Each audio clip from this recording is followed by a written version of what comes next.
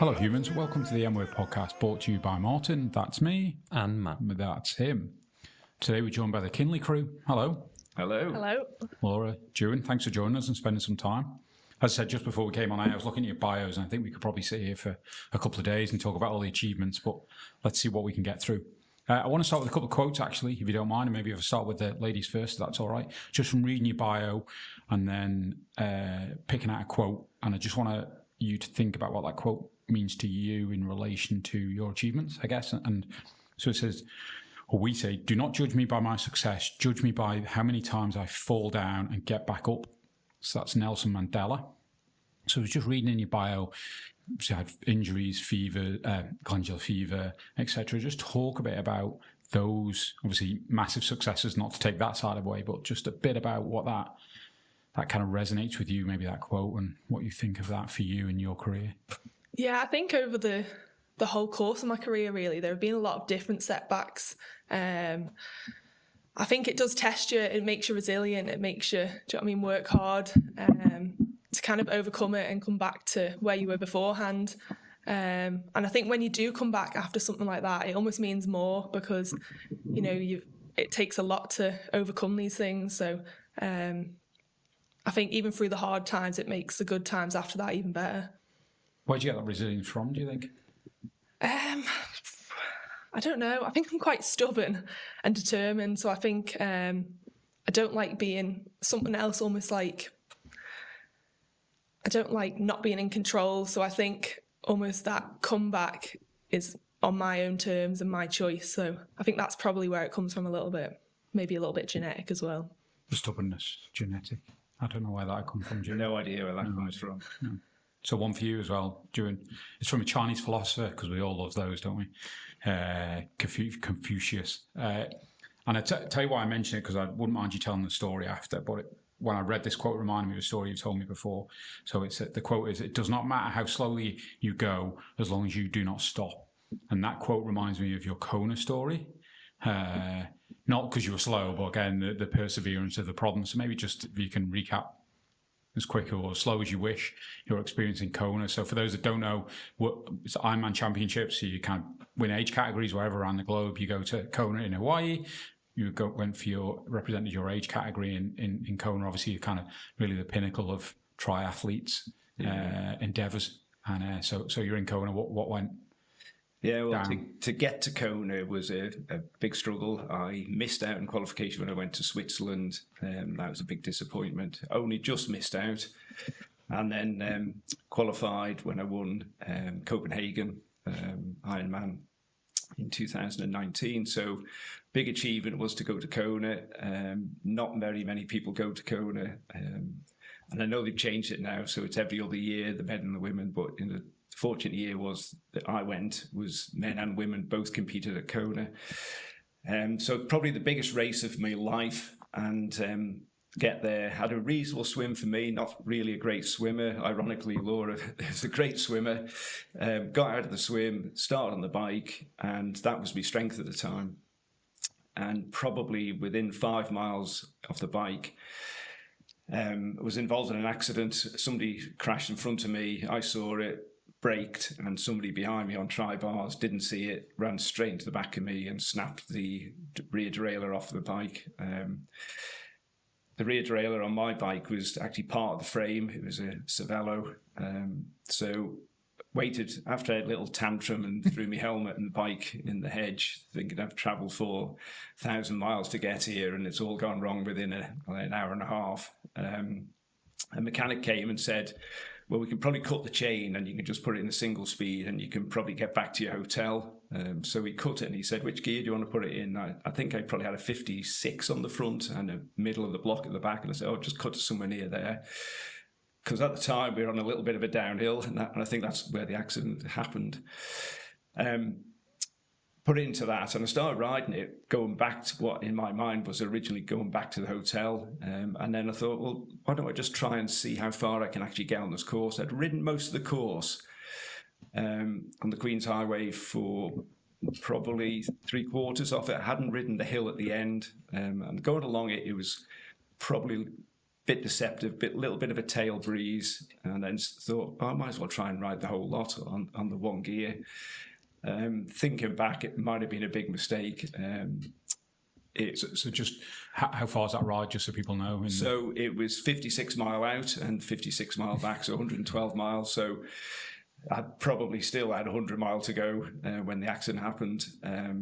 In probably the wrong gear, and I'm sure people watching, there's huge crowds there, and people watching would probably be thinking, why is he in such a big gear? Why doesn't he just change gear? And he covered in suntan lotion and sweat, and at some points I was virtually track standing coming up some of the rises because the gear was far too big, and it kept jumping off and then jamming in the front. But I managed to do it. Wasn't particularly fast time, but managed to get back to the start of the marathon, and then probably had put too much in on the bike. Because then there's a marathon to do after. There's still a marathon to go. Yeah. So I think you mentioned before that marathon. You obviously ended up, you finished it, but physically. Yeah, and part of the marathon runs down into what they call the energy lab, and it is so hot. And I'd done a lot of training in the heat, and I'd done stuff at the house, in training in the conservatory with the windows shut, boiling the kettle with the lid off to make it more humid. I was actually measuring how much fluid I was losing in every 45 minutes. So I had that all worked out, but that all went out the window as soon as the accident happened. And then halfway through the marathon, a friend of mine who was out there, Steve O'Hare, his wife's competing Eve, they used to live on the island. He said, I don't think there was any way you were going to actually finish that at halfway, because he said, I'm surprised it didn't pull you out. But I managed to get going again and got down in the energy lab and back out of there and managed to finish. Yeah, right. So. Yeah. And what's obviously there's a massive focus on that, and obviously still amazing to finish and do what you do. How were you was there a disappointment in it or frustration or obviously there is a sense of achievement, but how much was that? What was your mind like? Yeah, mixed, really mixed emotions. Quite emotional at the end. It was ended up getting whisked off into the hospital tent, medical tent, for probably a couple of hours. I was so dehydrated. At Kona, they actually weigh you before you start. So when you do your bike check-in, you have to stand on the scales with no kit on. Well, obviously your race kit. And at the end, they weigh you again. And I'd lost nearly a stone in fluid. Wow. And it was just fluid. But they struggled to get a drip into me for a while. But, in my head, I still thought I knew exactly where I was. They asked you the questions, and it was so clear I knew exactly where I was. But that mixed emotions of I'm glad I'm finished, but why did I do that? Wasted the best race of my life and the best form of my life. So really difficult, and all the way home, I had the same thing. Really mixed emotions. Yeah. I'll go back to the quote about perseverance, and you're far better flying home and having finished it. I appreciate you were in a mess when you finished it. Then. Yeah, definitely. I was really delighted that afterwards, when I think about it, I think if I'd have gone there and not finished, that would have been a proper disaster. But I think with most things, if I start something, I try and finish it. It's sometimes a struggle, but I'll try and get through. And is that something seeing your old man? Not only that, but many sports achievements, which we'll come on to in a minute. Is that something you see? Do you talk to him about, or is it just something you observe as a daughter and daughters, because you've got other? Yeah, I don't think we've really spoken about it, but I think it's probably something you see. Obviously, a lot of the events and things I've done before are a lot shorter than this sort of thing. Most of mine are like a couple of minutes max, but I think that perseverance with anything you do in life is probably something I've taken from it, really. Yeah, probably back to that resilience point, isn't it? And coming back from injuries. Yeah, definitely. Yeah. All right, let's talk a bit about, and we'll jump between the two, but we'll start with the older generation, just because we'll go back further. You started life sporting. Was your family sporting when you got into sport? So my parents both. My mother, my mum's sort of still alive now. She's 90, nearly 95. She played badminton and tennis. She was like a founder member of Southern Tennis Club. I was always encouraged to get involved in sport. My dad played football, I think, for old boys, long time ago. So they encouraged me to get involved in any sort of sport. So, I started playing football and badminton and tennis, and, that sort of ethos really that, I sort of, brought out with my, 3 girls really, me and their mum sort of said, you can go and we'll show you what's available, and then you can pick what you want to do, and that they've all done that. But that's how I got into it really, and not pushed into it, but it's, if you want to go, you go. And I see a little bit of me and Laura. Not that we fight all the time, but sometimes it's head to head. But sometimes it's you do the sport because you want to do it. It's not because of any other reason. That's what you want to do. And I think you're the same. I think even thinking back when they were doing homework at school, it was quite easy to get them to do the homework because you said you're not going swimming tonight, or you're not going to dot cycling, or you're not going to badminton unless you've done your homework. And that was the motivator for them to do it, because they all wanted to do some sort of sport, and they're all active. Obviously, you got a lot of enjoyment out of sport in those younger years. Yeah, definitely. I think I did a bit of everything: badminton, cycling, swimming, athletics, dancing, gymnastics. I think I tried a little bit of everything to start with, and enjoyed all of it really. So those early years, Juan, you were a footballer by trade. Yeah, football and badminton. So right the way through, I sort of combined football and badminton, and I think they sort of complemented each other quite a bit, because I was, back in the day, you won't believe it, I was quite quick over the first few metres, but obviously that went a long time ago. But played at Russian, played as a junior at Russian down at Croy Lowy.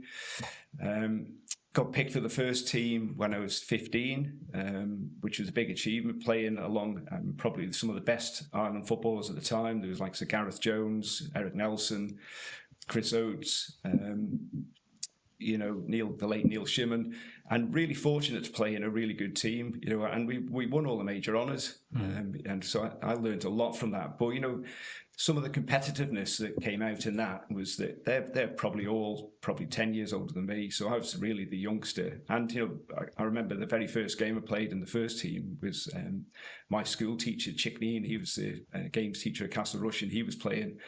And he looked after me, and you learnt an awful lot. But on a Monday night when it was training, it was so competitive. It was really competitive, and you went for a run, or you're doing your sprints, or whatever you were doing. It was so competitive, and I think that's what I really enjoyed. You were listening back. Well, I say back then, implying you're not now. But were you very open to? Yeah, I think you pick up different things from different people, and some of them, I would think, that's what they do, but I'm not going to do that. And that's what some others do, and I am going to do that. So I think, I make me my own mind up, but definitely I listen to, and particularly in a team event, you've got to listen, because it is a team event. Although you're actually an individual during the game, you are playing as a team. So, slightly different to other sports. Where do you play? Well, I played middle of midfield or centre-back most of the time. And I'm fortunate to play for the Ireland as well. And, again, playing with some of the top players, like Chris Bass Senior. It real honour, really, to play with those players. And played in some good, big games over here when they used to have the summer festivals, when big teams would come to the Isle of Man. I vaguely remember that. My granddad used to tell me about them. Thanks. Pleasure. So then, I know your injury kind of curtailed you. Actually, just to go back, you mentioned about badminton and football complementing each other. Is that the short bursts, maybe badminton and the aerobic side of that? Is that what that's? Yeah, I think, What cracking people over the head with bats? No, not quite, but, the speed and, the short burst stuff, definitely, the advantage from badminton, I could transfer it into the football pitch. So as a defender, there's not many that would be able to get past me. It might not be the quickest over 100 metres, but over the first 5-10 yards, it probably was. And I suppose some aerobic ability brought down from the genes if your parents were doing sport. Yeah, I think so. But, again, it's we trained hard as well. Say Russian, they trained on a Monday night, and that was a hard training session. And you'd have the game on the Saturday, train on the Monday, and it was hard. It was competitive. So I think any natural ability was enhanced by the hard training as well. And I think I see that in Laura. Obviously there's some natural ability, but the hard training they do brings the success. So sorry, we were just going to say about the injury. Yeah, so in 91, Hospital Cup game, ironically, had a bad knee injury. That finished my career, really.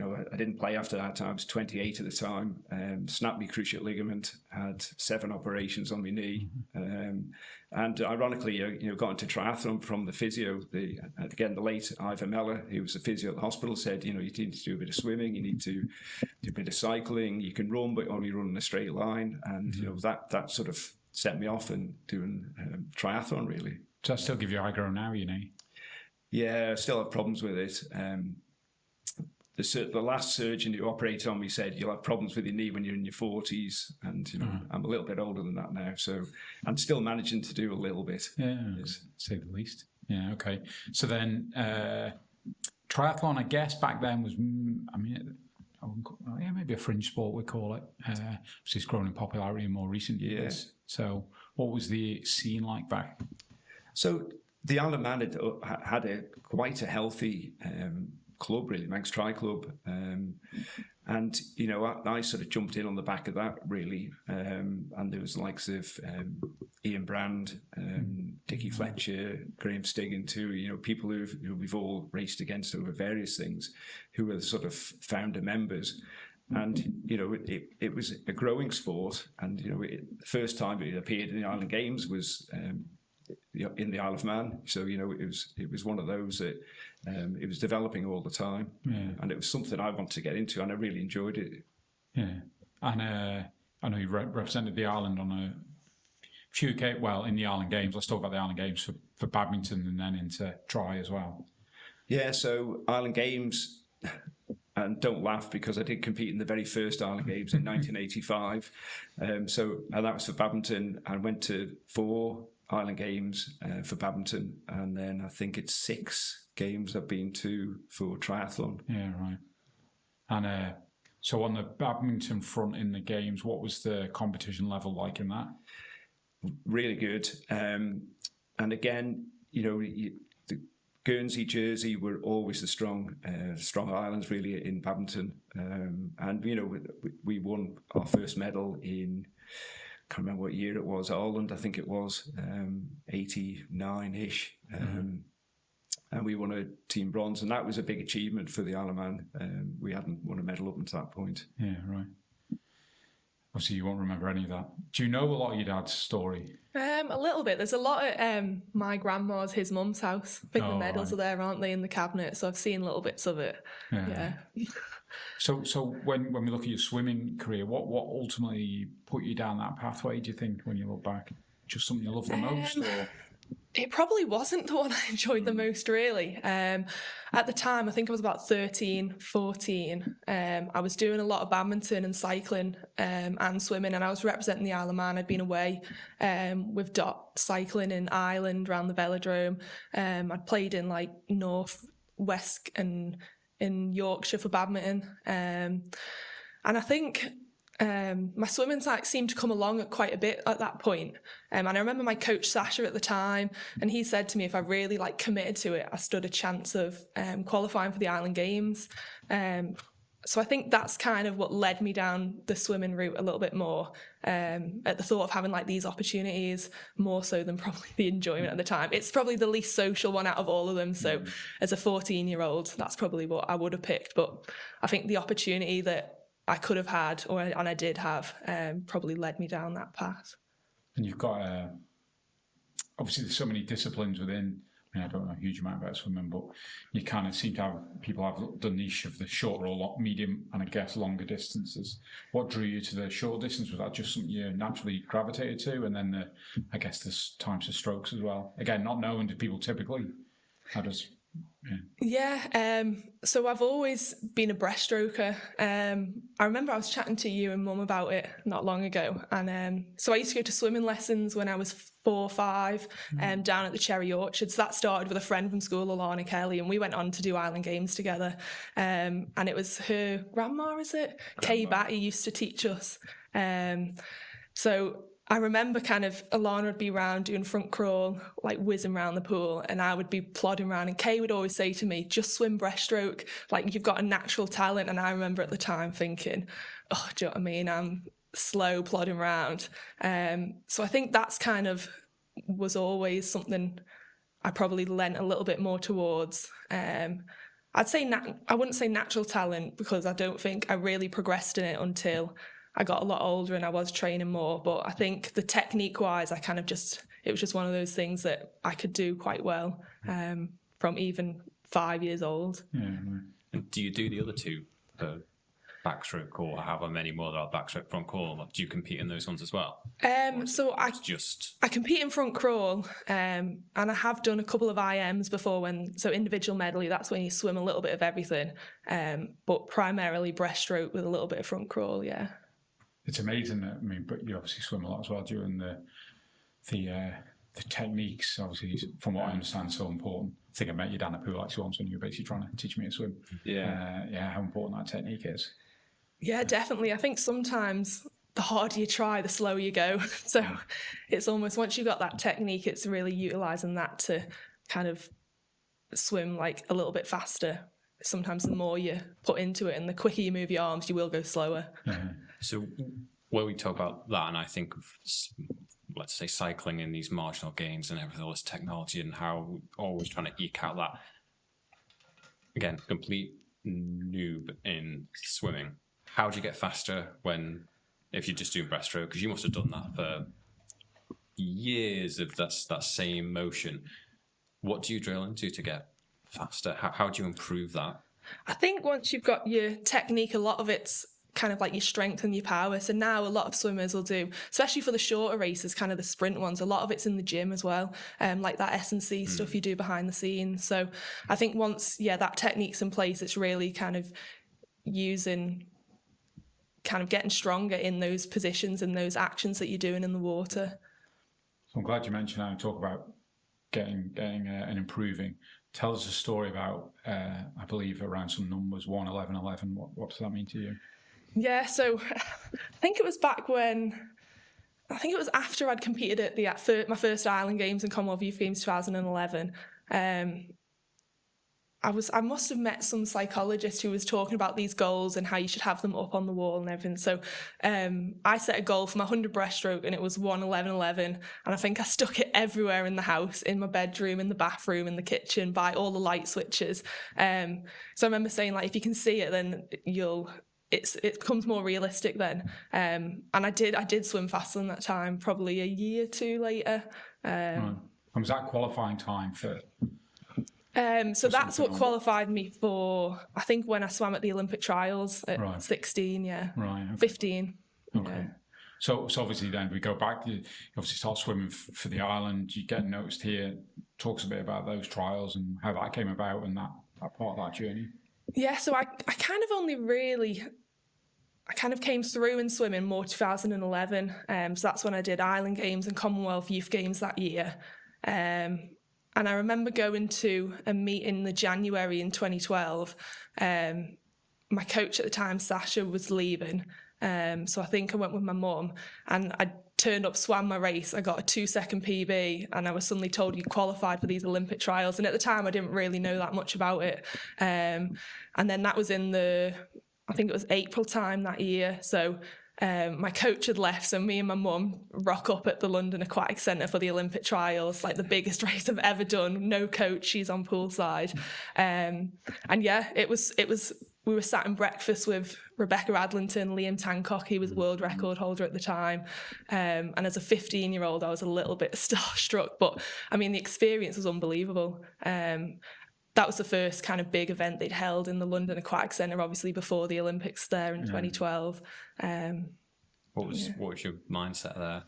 Was you saying there about the starstruck and we were swept up in that, or was it very much? Did you get nervous? Are you nervous before things? Do you like ruminate on a lot of things and maybe overthink, or are you quite? You've done the prep now. You just go and execute. Yeah, at the time, really nervous. Especially when I was younger, I used to get very nervous. But now, not as much, I think, because but as a young, probably up until maybe 20, really, the nerves really used to hit me. But I think I used to utilise them quite well when I used to race. Is that something you'd notice if you were there at the meetings, or? Yeah, it would. If I was competing, I would get slightly nervous, but then watching Laura or Amy or Emily competing at something, I was probably more nervous because there's nothing you can do about it. You can't control it. But the more I saw them compete, they know what they're doing. So it's you just have to relax into it. And I think Laura, we talked about this. I think probably in the car on the way up, and Laura was talking about. One of the nervous things when you won a gold medal with your sister at Ireland Games, she was more nervous about Amy's swim than she was about her own swim. So it was a 50. Well, you tell the story. Yeah, 4x50 free relay. So it was 2015. So it was my third Ireland Games, and it was my sister Amy, her first Ireland Games, and we qualified for the 4x50 free final. So it was me, Amy, Charlotte Atkinson, I think it was Emma Hodgson at the time, so I was on the lead leg and she was going off second, so she was taking over from me, and I remember being sat in the call room and I think she was biting away at her goggles, and I remember thinking, oh gosh, I'm more nervous for her than I am for myself. But we did really well. I think we won gold, so it's nice to stand with her on top of the podium with the national anthem going. It's amazing. Were you there in the stadium? Yeah. In the centre. I think at that one we watched you in the triathlon on the day before. They came out to watch me in the triathlon, and then they competed the next day. Yeah. I think one of the stats you mentioned, June, was about the father-daughter. So tell us that stat. It's about the games. Games, yeah. So I think it was Bermuda. I was in the triathlon and we got a team bronze, and Laura got, I think, multiple medals at that games. But somebody said it was the first time that father and daughter have actually won medals in different sports at the same games. So I think it's quite a unique thing, really. Something to be proud of for all of us, really. Yeah. I suppose, perhaps more likely, but two sisters or two siblings in the same, well, I suppose it'd have to be sisters or brothers in the same team event. Must be fairly rare as well. Fairly rare, yeah. Both medal as well. So you mentioned around the Olympic trials. So did that spur you on, I suppose, that experience that I can compete at a really, really high level here? Yeah, no, definitely. Obviously then after that, kind of the Olympics would have been a goal, really. I was 15 at the time, so I was probably thinking 4 years, 8 years, potentially. But yeah, hadn't really thought that much into it at that time. It was more aiming towards like Commonwealth Games, really. That was going into 2014 at the time. So you're obviously trying to study as well. You mentioned earlier that was always important. You can go training once you. Yeah. Obviously, there's a point where you become more of an adult and you don't listen to dad. Yeah. So how was that balance of trying to keep up with schoolwork and out, I guess, as you go through A levels and into swimming? How was that balance? Yeah. I was balanced it quite well. I think once it got to A levels and my training was a little bit more intense, we've had this discussion. It kind of become a bit more obvious. And I do remember, I think it was both parents. We were probably a month or two out of the Commonwealth Games in 2014, and I was very stressed over my A levels. And I remember a quote from, I don't know who it was, saying, I can always reset my A levels, but I may never have another chance at competing at the Commonwealth Games. So I think after that point, exams went out of the window. And I did prioritise my swimming, which I'm glad I did at the time. Now looking back at the time. But yeah, I think without that, I would have probably not performed as well, because I would have been probably sacrificing some of my training for my studying and exams. What was Glasgow like? Really good, yeah. I was really nervous before that. I remember shaking as I get on the block for my first race. I'd obviously competed in island games and things like that, but I don't think anything compared me to that. Oh, okay. To like walking out for my first race. Okay. Yeah. And did you do, well, actually, I just want to move around a bit because I want to go back to training because you mentioned training a few times. I always think, or when I observe training for swimmers, it always seems to be double days. And it always seems to, from all the sports I see, one of the most intense type or hard training. Is my observations right? Is that it always seems to be fit early in the morning, and then you go to school or study and then, or not study as the case may be, and then train in the evening. Is that the case? I think so, yeah. I mean, mine's changed a lot over the years, kind of from like such a high volume to lower. I think for more of the distance swimmers, and for some athletes it works really well, being in the pool 9-10 times a week. But I think now it's probably not as much so. It's almost toning back a little bit, especially with kind of the emphasis on like gym work and stuff. A lot of the sprinters now, the top sprinters in the world, won't do loads and loads of meters and loads of training sessions. It's prioritised a bit more of the other stuff, really. Yeah, you can see, I mean, they're massive, aren't they, those short distance swimmers. I would say, talking about education, I think the school, Laura was at St Ninian's, and, just so you're talking there, I remember they got so much support from the headmaster there. So Andy Fox was head at the time, and then subsequently Chris Cool. And they both were really supportive, of people. If you're representing the Isle of Man, you can have time off school in effect to go away, and they did for you did for the Olympic trials and things like that. You were given extra time off. I'm not too sure they'd be so happy about it being early morning training and falling asleep in class, but it's they were very supportive of all their athletes, not just swimmers. Yeah, I think the Isle of Man's got quite a good reputation for that. Because we produce quite a number of athletes, don't we? Yeah. So that Glasgow Olympics, swimming's usually, I suppose I'm thinking the Olympics, but they're typically early in the week or first half of the games, perhaps. Does that give you an opportunity to hang around, or do they tend to ship you back to the Isle of Man, or do you get time to? So swimming's always. For the Commonwealth Games I've done, swimming's always the first day, and my event's normally pretty close to the start on the first day. So you're kind of done within maybe 5-6 days. So the ones I've done, we've always stayed on after and been able to watch other sports and support other Manx athletes. I remember in Glasgow going to watch the cycling road race. I think that was when Pete Kenyick went off the front. So just being able to support all the other athletes is nice to be able to relax a little bit when we're there at the end. And you talk about the Olympic trials and those, I suppose, big names being there. Obviously, Commonwealth, and I suppose the next, because you got the global. What were you again? The nerves, were they around the people you're around, or just the nervousness to perform? What was those? If you recall, I think it was a bit. I think it was a bit of everything, really. Right. I think it was kind of just the whole environment, really. The unknown, maybe a little bit as well. Right. But I think I've always had a really good kind of coaching team and friends, like which you train with every day in swimming. So having all of them there as well, I think really helps. I think, Laura went to Loughborough and swam at Loughborough, and I think that definitely helps because the big names that were there. I mean, I was the one who was starstruck waiting to watch one day in the pool, and there was like world record holders and Olympians and Olympic medalists all swimming in the same session. And, when you're rubbing shoulders with them, it naturally brings you on. And I think that sort of helps your nerve side of it, or, preparation side of it, and how they deal with it. Because they all get nervous, they don't just turn up and compete like that. So just competing and training with them makes a huge difference.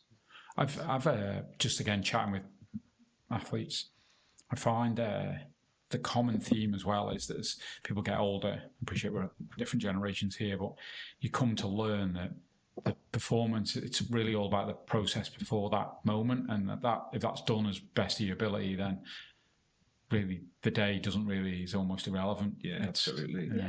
Is that something you've come to both learn over time? Yeah, if you prepare yourself as best you can, and there's nothing you can't affect somebody else's performance. Well, you can in a way, but there's a little bit of psychology. You couldn't ram the rear mech off. Yeah. But sometimes it's about if you perform to your best and somebody else performs to the best, and you're better than them, then you beat them, don't you? It's as simple as that. And there's not much you can do about it. So that does take away a little bit of the anxiety and nervousness before an event, because if you've done the right preparation, you're in the best place to do it. And I think that goes for every sport. Yeah, I think also you realise it's not the end of the world. Do you know what I mean? There's almost bigger things in life than swimming, and how I compete on one day, it doesn't define who you are or what else is going on. So I think now I get more excited about it rather than the nervousness. Oh, interesting. Okay. Yeah, it's perspective, isn't it? Yeah. And it's when you're putting your heart and soul in stuff, sometimes it's hard, isn't it? And especially if we go back to the injury point or the setbacks, then putting it in perspective can be difficult. So when you get those injuries or those setbacks, and again, a question for each of you, do you process that quite quickly? Are you able to kind of refocus and think about recovery and pathway, or is it kind of I remember we were chatting with Georgia Taylor Brown, and she was saying it's kind of a week of she was kind of crying, blah, blah, blah, dealing with processing it and then reset and go. Is that something you've all done quite quickly, or? For me, I think it's taken a while, and particularly with long-term injuries and multiple operations. You think, I'll have this operation and I'll be back straight away, and it never happens that quickly. And Laura's had the same thing, knee injuries, shoulder injuries, where you've got to be really patient, and there is that first thing, oh no, it's not gone right, but it's hard to get it, and it's the mental process as much as the physical process of something healing. It's that mental process of how I'm going to get over that. Yeah. And yourself, do you reset quickly? I don't think so. I think it does take a while. I think it's until I know kind of when there's an end goal to it. I think with a couple of mine, it's almost being the unknown of how long it'll take or when I'll be able to get back to it. It's harder to kind of, A couple of those examples then, what would they be? So I think you had glandular fever, is that right? Yeah. So imagine that's one where there is really no end date because you never know. Yeah. So how was that journey? Yeah, so I just had to manage my training. I was able to train a little bit still when I had it, luckily, but I just had to manage it a lot. I remember the first couple of sessions I was doing, I'd swim one length, and I remember saying to Lee, my coach, that I was just exhausted. I felt like I couldn't keep going. So I did take a little bit of time off, but luckily I got quite into it quite quickly again after that. But with my shoulder more recently, that was a lot more unknown, really. Was that surgery or just physio rest type of thing? I had a couple of injections in my shoulder, and a lot of physio to keep it in one place. What was the problem there? It's my AC joint in my shoulder, which it took a while to diagnose. There were a couple of delays with getting scans and stuff on it, and then I ended up going away and having treatment over in the UK for it last year. Is that causing? Go on, man. I was just thinking, how does that happen? Is that just overuse in the technique, the stroke that you're doing? It's just a common thing for swimmers. Is that? I think it was just overuse at the time. Yeah. I thought I'd slept on it funny when I woke up one morning, but I think it was just a build up over time, and then suddenly I was racing a little bit round that time. It just flared up, and then that was it. Yeah. Do you know how many Island Games drunk? How many Island Games medals you have as a collective, and your sister? I've got 36. Have you? Yeah. Wow. If you take the 6 off, that's what I've got. I've got 3. And then Amy will have 4. Oh, yeah. 36. I was just looking. So I was just thinking at one games there's the Jersey Games, which that was 15. I was going to say I was at, well, it wasn't. It was 20 years earlier. Probably weren't even born. You had 9 in one games, which is mental. So Commonwealth 18 on the Gold Coast. Yeah. Did you travel down to that? Yeah, travelled down. So I had the opportunity to go down to assist with the triathlon. And obviously got the opportunity to watch quite a lot of Laura's races So, it was a great experience, that. Yeah.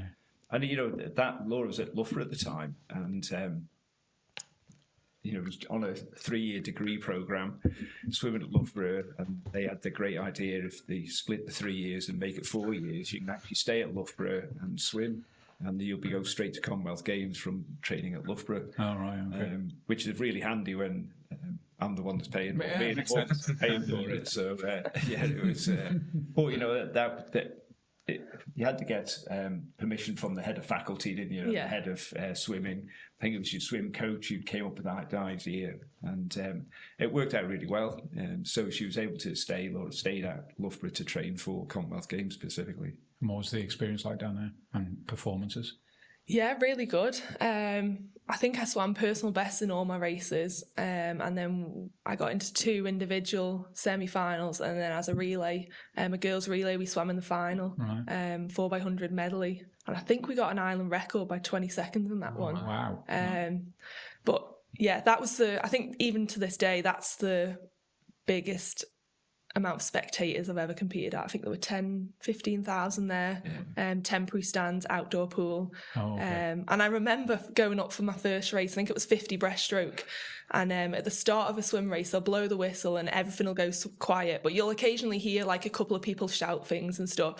And I remember my sister shouting, "Go Laura," as just as we were getting on the block, and she was kind of right at the top of the stands, wasn't she? So to hear her out of like everyone there, it was nice. Yeah. What was the experience watching your daughter perform in the commies? It was fantastic, obviously, and it got to watch lots of sports, but obviously it makes it more special when you've got that, that family connection there. So, we had the whole family there, Mum came out and 2 sisters came out, and we all got to watch, the swimming and Laura competing. So, a real big achievement. Yeah. When you think about sport for you, Laura, is the elements of it that you also do for your own kind of mental well-being? Yeah, definitely more so now. I think pre-COVID, it was more for competing and trying to be better each time, and more based on like performances. But now I think since COVID, and obviously we couldn't swim for 4 months at all, and that's when I started kind of doing other things for mental health. And I think I've always been a very active person, and without doing anything, I do struggle a little bit more. So I think more so now, that's why I've realised how important it is to kind of doing something. It doesn't have to be swimming, it doesn't have to be even something kind of a sport, even just going out for a walk, doing something, getting in the fresh air. I think I really benefit from that. Agree. So I think, again, I had a note around, I think it was called, it was really COVID and post-COVID, I guess, and something I learned from during yesterday, going into master swimming. So I think masters, I always think like people 40, 50 type of thing. But obviously in swimming, I guess that analogy is at a much younger age, but you moved into masters, which I assume is just age categories in swimming. Yeah. So masters in the UK starts from 18. Okay. More worldwide. Now by 18. More worldwide, it's kind of like 25 is like the recognised age, really. Obviously, you can swim in open races as well. You can compete at open events, but there is that opportunity to race at these masters meets. So I think with swimming, it's always traditionally been you kind of peak very young and then stop kind of in the past early 20s, even by 20, most swimmers have stopped. So I think that's why it's so young, is to kind of keep athletes in kind of a pathway and give them opportunities that really. And what are they working age brackets, I assume? Yeah. So it's kind of 18, 24, 25, 29, 30, 34, and so on. Right. And how's that journey been through masters? It's been good. So we ran a couple over here a few years ago, maybe 2022 now. And yeah. Does it fall under the GB swimming? Yeah. It falls under, I think it's GB Aquatics now. Okay. So they kind of overlook it all, really. It's just another pathway instead of like the Olympic and all of that. It's just a separate pathway. And then I went to my first Masters event in the UK last month. And and it was great to see, do you know what I mean? And in one of the races, there was a 84-year-old swimming in 800 meters, and everyone's just really supportive. And it was a fab environment to be racing in. Yeah, I imagine there's a lot of, if that's the age range, there's a lot of racing going on over a period of time. Yeah, and in all events as well, 200 fly, 800 free, do you know what I mean? It was really impressive. I understand you had some records, and talk a little bit about them.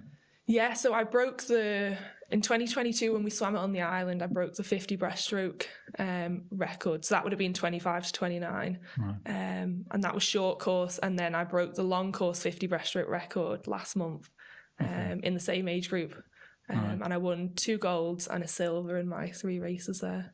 Nice. So yeah. Matt just texted me, what's the difference between short and long course? Oh, sorry. So short course is 25 metre pool. Back forth. Yeah. Okay. So that's the same as like the NSC and all the pools on the island, Peel, Ramsey, Southern. Whereas a long course is a 50 metre pool. So that's what we compete at Olympics, Commonwealths, kind of all the big competition, British champs. That's where they take place. And with these massive question. Thanks, Mark. And with these massive competitions, you said it's under GB. Is there like qualifiers for anything? Is there a World Masters thing, or is it contained within like a GB structure? Yeah, no, there's a World Masters champ. So I think it's every 2 years when they hold the World Championship. So this year it's in Singapore. The week after they'll then hold the Masters Swimming Championships there as well. So you must have qualified, I assume, if you've the level you're competing at. Yeah, I could have, but because I've done it so late, I wouldn't have made it for this year. But hopefully, it's something I could look at next time. Yeah. Okay, so like the qualifying has to be done by a little bit earlier. I think it clashes with Island Games time as well, doesn't it? Yeah, it's around about just after. This month sometime. Right. It's around about the same time. Be nice in Singapore though. It would have been nice. Yeah. Much as openly nice, I'm sure.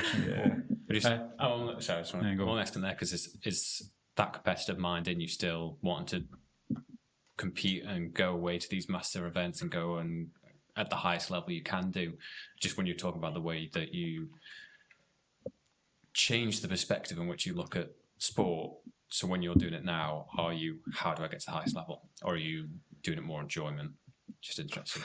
A bit of both, really. I kind of go to have a nice time and the outcome will be what it'll be. So as long as I'm enjoying it, then yeah.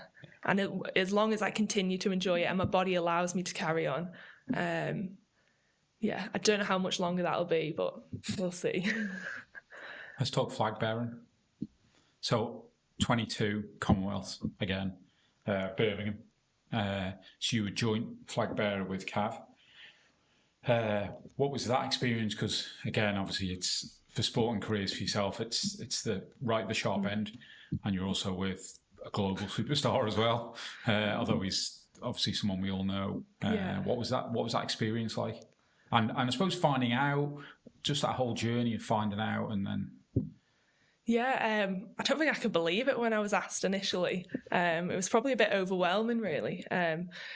Mark Cavendish is someone I've looked up to from a young age. You know, he proves that being from the Isle of Man, you can be the best in the world. So having the opportunity to do it alongside him was such an honour.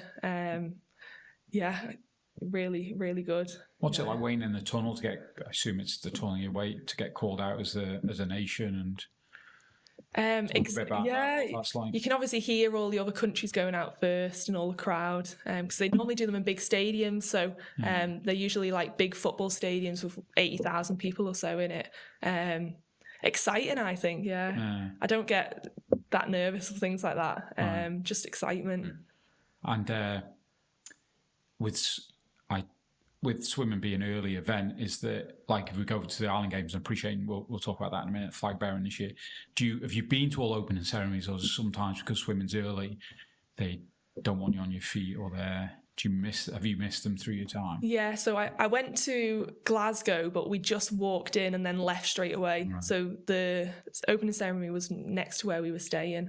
So I did the walk in, and then I think half of us then went straight back to the accommodation, so that wasn't too bad. I missed it in Australia because I was prioritising the swimming. And I think my Loughborough coach at the time said, absolutely no way. And then obviously having the opportunity to be flag bearer, I couldn't turn it down to go last time. But again, we kind of walked in and then left as soon as we'd walked in and kind of didn't stay. And did one. Pretty much, yeah. Right. And have you been to all? Do you tend to swerve the opening ceremonies? Because try's normally quite early as well. Try's always on the first day. So I was the flag bearer in Jersey for the Island Games. Year was that, Stuart? Oh, I don't know. It's a long time ago. 2015. 15, yeah. Right. But again, that when you are flag bearer, you are stood up a lot. But the triathlon, it's always the first event and it's the first morning.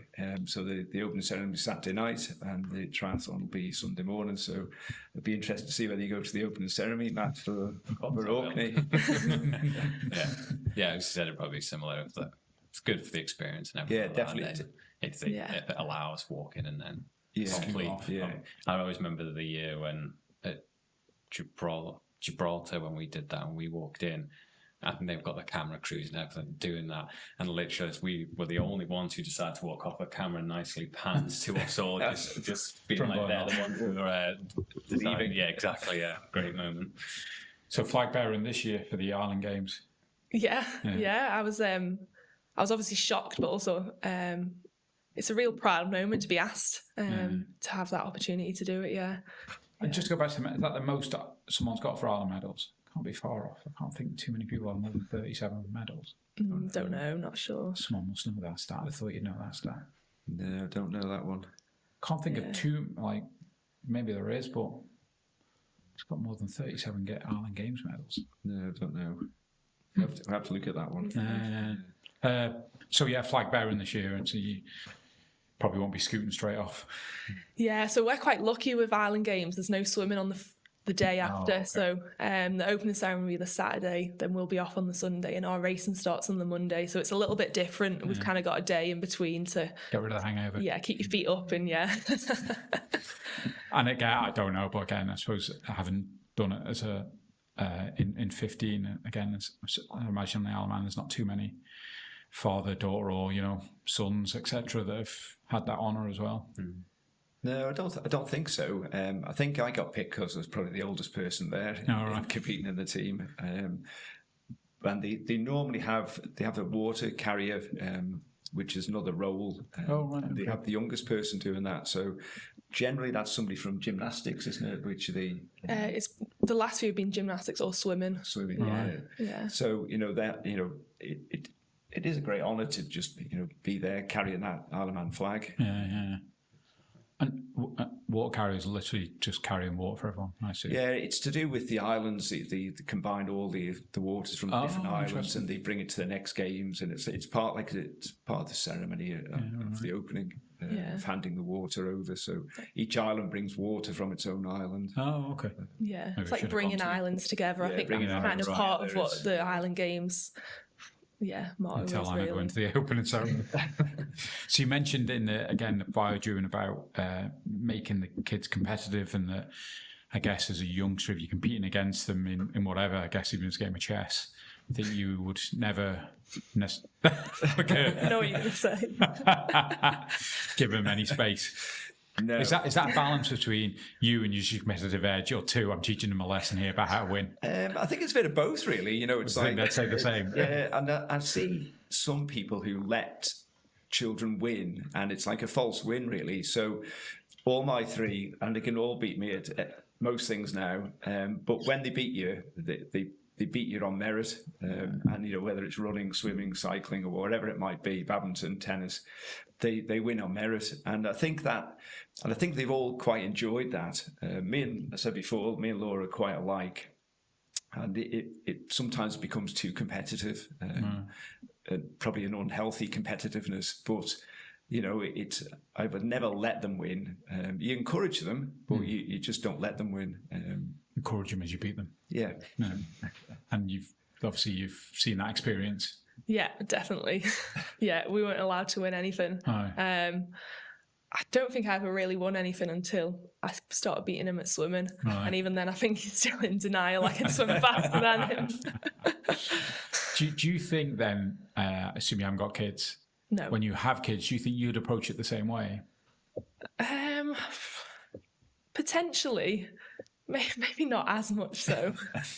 But yeah, no, I do think it has taught you that lesson that, you know, you've got to work hard to, you're not ever handed anything on a plate. You've got to work hard to do well at things in life, sport and otherwise. So yeah. And do you think, like, growing up and watching, I appreciate you probably don't want to compliment your dad while he's here, but is that something you see? I've known June for a number of years, that kind of grind and grit that he's got. Is that something you admire seeing him, or try not to give him too much big up? And was that something you see in him? Yeah, no, definitely. I remember watching, we went to the 2007 Island Games, and so I'd have been 11 at the time, watching the triathlon. And yeah, just seeing kind of like the training going up to it and the competing at the time. And even more recently, like the parish walk, what you put yourself through and how much he can push himself to kind of get round is, it's a lot. Yeah. And do you train people now? Do you help the young girls and boys in swimming? And so at roles? the moment, so I do some swimming teaching at the moment, alongside my full-time job. And hopefully when I do step away from swimming competitively, I'll definitely look to kind of do more of the coaching with a lot of the swimmers. I used to do quite a little bit when I was back on Ireland before university, coaching with Douglas Swimming Club when I was captain there. So hopefully that's something I can get a little bit more into when I've got a little bit more free time. Tell me then, if you look back at your coaches on different areas, what just name a couple that kind of spring to mind and kind of attributes or you know, things they've taught you. Yeah, so I started off when I first got into the Island squad, it was with Max Stewart, but I was very young then, so I can't remember a lot really. And then Sasha came to the Island as head coach, and he was good. A lot of our sets were high volume, high meters, very traditional kind of style of training. We'd be doing 5-6K sets a day really. Just constantly every day, double sessions. And then Lee came to the Island in 2012. Holland. Yeah. So he's still my coach now. So when he came over, it was slightly different. He's a lot more kind of sprint-based focused, technique, things like that, and a little bit more in the gym as well. And I do think that's worked really well for me. I think as a 14, 15-year-old, it was good to build that aerobic base with Sasha as coach. But I think now, as kind of like an older swimmer, I think the sets we do with Lee work really well for me. And then obviously when I was at Loughborough, again, that was kind of, I'd say a little bit in between, slightly a bit more what we do with Lee, but a little bit more volume in terms of the number of sessions we were training a week. We were swimming 8-9 times a week, 3 gym sessions a week, 2 circuits a week, spinning, yoga. It was, a lot, really full on, What were you studying there? So I studied sports science and business management, What are you doing now? So I work for Manx Sport and Recreation for Activate. So it's a government physical activity scheme. We work primarily with Department of Education and sports staff to help more people become physically active. So based down at the NSC, around across the island, taking classes, doing one-to-one sessions with staff in the gym and out and about. And is that... because we spoke to Johnny before and Sarah Lennon of Osna. Is that in the government employees who push that way, or is it broader to the public in general, open to? So the scheme I work with is in government employees. Okay. So Johnny's kind of my line manager at the NSC. Yeah. Right. If he's assuming he's ever there and not training. So let's go back, June, if you don't mind. Let's just talk about. Triathlons again. We obviously didn't really talk about your Island Games experience. We obviously talked about Kona. So you've been to, did you say 6 Island Games for triathlon? I think 6 games. Yeah. So pick out a few highlights through them or stories. Yeah. So you can. Bermuda was probably one of my favourite ones. Again, did the heat training in the conservatory. It was something ridiculous. But the bay where the swim was incredible, and it was the north of the island. And the weather was just stunning, absolutely stunning. And we all had a good race. But I do remember they had a briefing for all the swimmers if you're going in swimming to be careful of the. And I swim on the island quite a lot. So there's a lot of jellyfish here, but they sting you quite badly. But there they have the Portuguese man of war, which apparently can be life-threatening. So they said, if you get stung by one of these, you need to phone 911. It's a medical emergency. You need to get medical help straight away. I remember one of the first days we were swimming with some people from other islands, and in this bay, beautiful bay, and we were probably about half a mile out, and I saw something right in front of me, and I literally had a panic. I was like, what's that? Because we were so far out, and realised it was a turtle, and the turtle just kicked and then went away. But in my mind, it was a Portuguese man of war, because we just had this briefing about how dangerous they were. So my heart literally did miss a couple of beats, and I just swam straight back in. And there was no wetsuit there, obviously. It was just so warm as well. Right. But and they had said that the bay where this where the triathlon was, it's very unlikely you would get them in there because of the way the currents and the winds and what have you. But you just can't discount it. Yeah, right. I think we were chatting yesterday about, was it Kona? Did they give you a short briefing at Kona? Was it Kona? Yeah, Kona. So in Kona, they have great whites. They have, there's all sorts of sharks off Hawaii. And there was reports in the paper that a diver had been killed in the weeks leading up to Kona. And I think I said to you yesterday, I was thinking, if I'm in the middle of 2,500 people, as long as I'm in the middle, I might be all right. And that's just coming from underneath. Yeah. But it seems to be a fairly safe as it can be. Yeah, I thought shark could go in the other direction. Yeah, 2,000 swimmers heading that way. Yeah, right. And obviously, through that time, you've kind of transitioned into helping the team as well, and maybe running the tri organisation. Talk a bit about that. Yeah. So the club was a few years ago. It's been healthy fairly steadily, and then there was a big change. A lot of people who were on the committee decided to come off the committee for various reasons.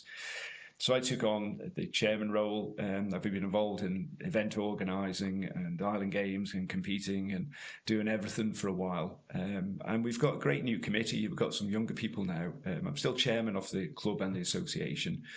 But we've got some really good, enthusiastic young people coming on the committee with great ideas, for the future of the club. So, it's a really good, healthy position. Do you think it's important to put back it? I mean, it's kind of a loaded question, really. But yeah, so I've had an awful lot out of Island Games, triathlon, and football, and I always try and put something back into it. I am a triathlon coach and help a few of the younger people. I was a badminton coach as well, so for a period. The only thing I was banned from doing was coaching Laura in the swimming. So right. Apparently there was one time when I was trying to teach her tumble turning, and that was probably not. I think it was just a dunk under, yeah. Apparently I just dunked her under, but she was able to do it. But I try and put as much back into it as I can. Yeah. I suppose that's what you mentioned earlier about hopefully in time getting into coaching and helping. Yeah, definitely. I think doing my swimming teaching at the moment, and then hopefully be able to take on some of the coaching qualifications to do a little bit more of that down the line. And you mentioned the medal you won with your sister. That was Amy, yeah. Okay, and Amy's graduating next week. No, Emily's graduating next week. Okay. So Emily is a really good swimmer.